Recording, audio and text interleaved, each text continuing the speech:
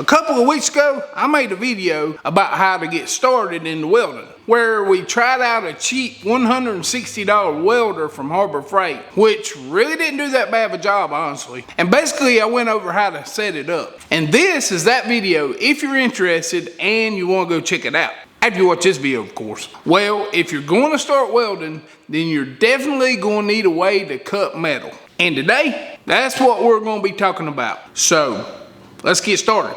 Number one.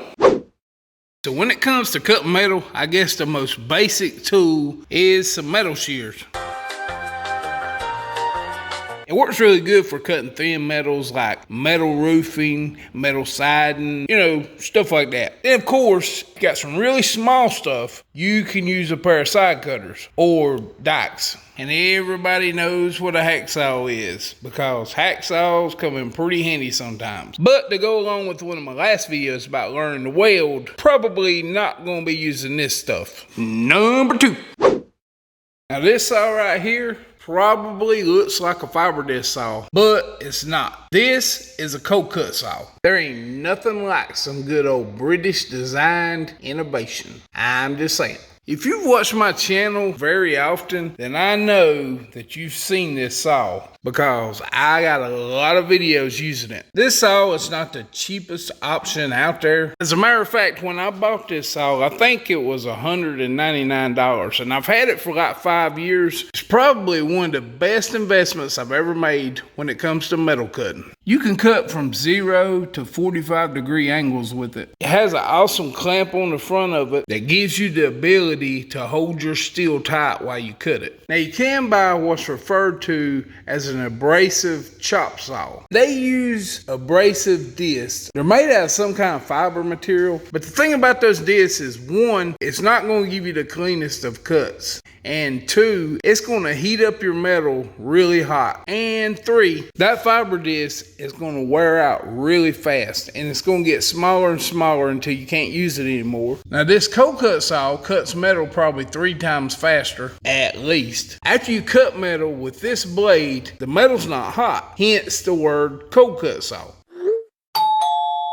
And I bought this blade a couple of years ago and I'm still using it. Now the last thing I'll say about a cold cut saw, you can get smaller saws just like this if you don't want to spend that much money. Now if you're looking for something a little bit cheaper, this right here is one of my older saws that I don't use anymore. But occasionally I'll get it out because it don't weigh anything. It's not the best saw in the world, but I only give like $25 for this thing like 7 years ago. But I know these things ain't $25 no more. I'm really not sure how much they are. Now this is an abrasive chop saw, and as you can see, it takes 6-inch discs. And you see what I mean about how these discs wear out and you gotta change them? That thing's getting kind of tiny, I'm just saying. Now a saw like this would get you started if you wanted to do some welding, and it wouldn't cost as much. Hey, you know my daddy was in the steel business, right? Really? What'd he do? Yeah, he was a thief. He'd steal everything. He'd steal the shirt right off your back. Number 3.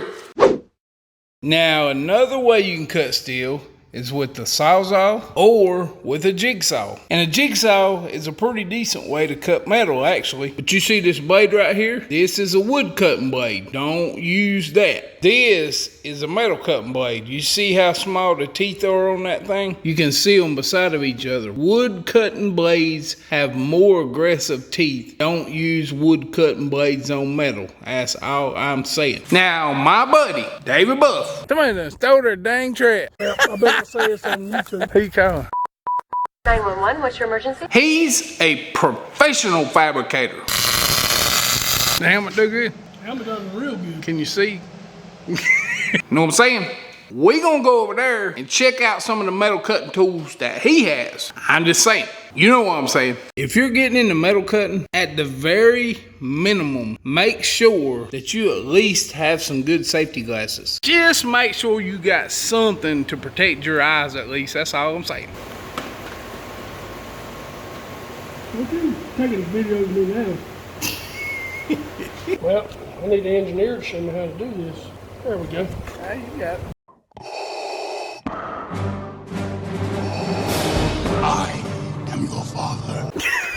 You kind of smiling, can't you? Amazon, $34. Make sure you get you some kind of safety glasses, maybe even some kind of breathing device when you're cutting metal. That's all I'm saying. Number 4.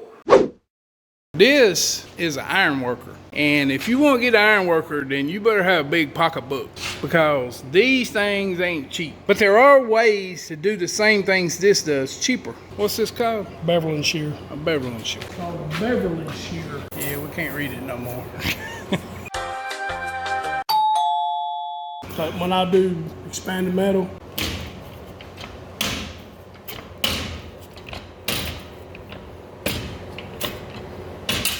That's pretty dang cool right there. Yep. Number 5. So, what do you think's the most basic power cutoff tool? angle grinder. Angle grinder? They come out with these blades like miracle workers. Yeah, you can get them pretty cheap too offline. That's a little secret nobody knows. Now, cutoff wheels, no matter what you use them on, they're a great way to start out cutting metal. I actually still use them sometimes. I like the thinner discs because it seems like when they're thinner that they cut a little bit faster to me, but I'm no professional, so I usually pick up these cutoff wheels at Harbor Freight because everybody knows Harbor Freight stuff's cheap. And they probably make better cutoff wheels, which probably wouldn't be a bad investment. But when it comes to flat discs for sanding, I use the cheap ones. And yes, the cheap ones don't last as long. That is true. But the cheap ones don't cost as much either. I'm just saying. I buy my cutoff wheels at Harbor Freight, and I used to buy my flat discs at Harbor Freight because I thought, hey, these are cheap. But Harbor Freight charges like $4 for their cheap flat discs, and I think the ones like this are like $6. And I'm all about saving you guys money, so I'm gonna give you a little tip. I stopped buying flap discs at Harbor Freight. These are 40 grit flap discs. You can see they're the red kind, and these are 40 grit flap discs, and these are the blue kind, which are a little bit better than the red kind. But I quit buying mine at Harbor Freight because you can go on Amazon and you can usually find these for $1 a piece, to where if you're buying them at Harbor Freight, they're going to be $4 to $6. Now, if you go to Lowe's and buy something like this, it's going to be a lot more expensive than that. But the one at Lowe's is going to last longer. But to me, I'd rather just spend $1 for these things, use them, and throw them away and put nothing on. That's just me. But you can also get them in air.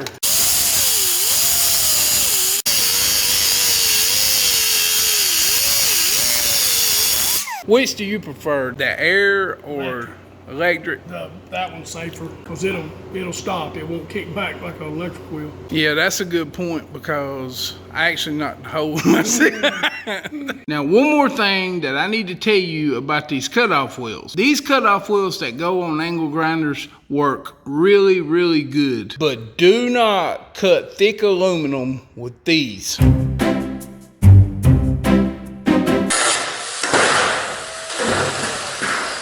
Oh my God, I knocked a hole in my ceiling. Dang it. Do not cut thick aluminum with these, I'm telling you. Now, if you want to cut some thin aluminum with these, it works fine. But the only time I've tried cutting thick aluminum with one of these, it just didn't turn out so good. That's all I'm saying. So the air grinder's the safest, but the angle grinder probably... It cuts the best, strongest. Yeah, the strongest, the cheapest. Probably, yeah. It's about the cheapest way to cut. I think I got some for $10. They have them angle grinders over at Harbor Freight. The cheap ones over there for like $15. Would you recommend? Burn up in about a week, but The good ones kind of last longer, don't they?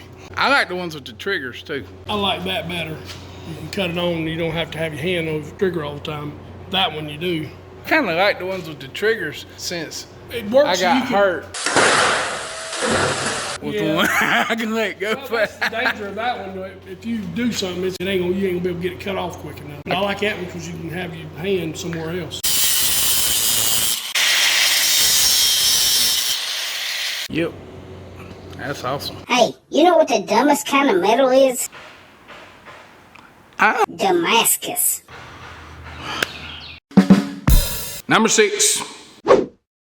This is just a Chicago electric shear from Harbor Freight. What's it do? It's just a little shear for thin sheet metal. How thin? It says right here it'll do 14 gauge, 1.9 millimeter. 1.9 millimeter. Let's see how this thing works.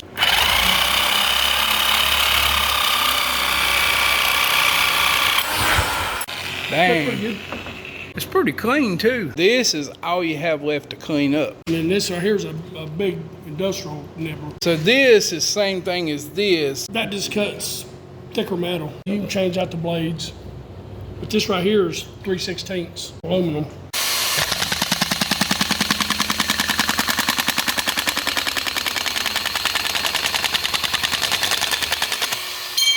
Dang, that's pretty cool. I did You the just have a lot job. of slugs left over. That's pretty cool, actually. This right here is a nibbler as well. You know, like the nibblers David was using? But this right here is just a cheaper version. You see the nibbler in there? Well, what you do is you hook this side to a drill. Because when you turn this shaft, it basically makes this nibbler work. But a nibbler like this one right here is way more affordable. I think you can get one of these for 25 or 30 bucks off of Amazon. The only downside to a nibbler like this is you're only going to be able to cut really thin metal. That's the only downside. All you gotta do is hook this thing to your drill, and it's basically a nibbler for thin metal, and it does the exact same things that David's did. Number 7. Another great way to cut metal is with a bandsaw. This is a, what is this, David? A 16-inch Ella saw. It's a dry cut saw to use wax. Okay, this is a miter bandsaw. I don't have to move my stock around. Yeah, I know this stuff. You need to listen to me. Cut different degrees. Oh, so it does matter. But this one uses gravity, basically, to do the cutting for you, right? Yep. But a saw like this, it's going to be pretty expensive. But you can get cheaper versions of this saw. Another saw I really like using is my portable Milwaukee bandsaw. And what I did was take this bandsaw and I made it mount to a table, which mounts to my weld table with a trailer hitch. This saw is really nice because when you use it, you have both hands free, which basically gives you a lot better cut. If you think you'd be interested in having you a bandsaw like this one right here, I made a video about this saw, and you can go watch that video and you can build your own saw if you're interested. Number 8. This is a saline torch, and you can use it to cut metal, or you can step it up a notch and get you a plasma cutter. Plasma cutters are great for cutting metal, but they are a little bit more expensive. But they do make cheaper versions than this. It's kind of like a welder, but instead of welding, it actually cuts steel. A plasma cutter needs nothing but electricity and air hooked to it. You can cut all different kinds of thicknesses of steel. This video is about cheap ways to cut steel, and this ain't cheap. You can get these at Harbor Freight and different places, and you can get them more affordable than this one. Well, there you have it. 8 different ways to get started cutting metal. And like I said before, if you're interested in getting into welding, you need to go check out this video because it'll tell you everything you need to know. Maybe. But if nothing else, it's a good starting point to head you in the right direction in your new welding career. I'm just saying. I'm serious. Go check it out because this video is over.